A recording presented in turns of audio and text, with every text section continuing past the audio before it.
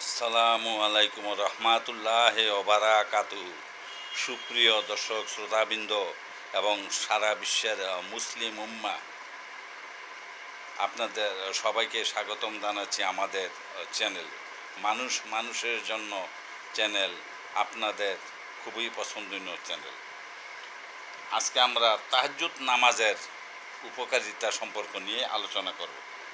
গভীর রাত্রে ঘুম থেকে জেগে, বিশেষত রাত্র 12টার পর সুবহে সাদেকের পূর্ব পর্যন্ত যে নামাজ পড়া হয় তাকে বলে তাহাজ্জুদ নামাজ।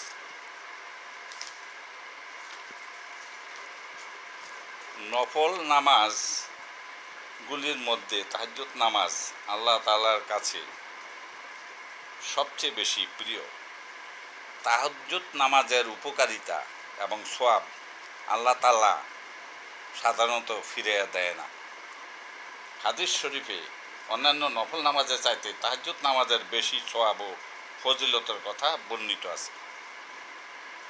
বন্দুকের গুলি মিস হইতে পারে, কিন্তু তাহাজ্জুদ নামাজের ফায়দা সওয়াব কখনো আশা করা যায় মিস হয় না। সাধারণত আল্লাহ তাআলা তাহাজ্জুদ নামাজকে এতটুকু পছন্দ করেন। এ নামাজ ঊর্ধ্বপক্ষে 12 রাকাত এবং নিম্নপক্ষে 4 রাকাত। বিশেষ অসুবিধাবশত 2 রাকাত পড়িলেও তাহাজ্জুদ আদায় হইয়া যাইবে। শেষ রাতে উঠতে না পারিলে এশার পর পড়িয়া নিবে। যদিও শেষ রাতের সমান সওয়াব পাওয়া যাবে না, তবুও একবারে ছেড়ে দিবেও না।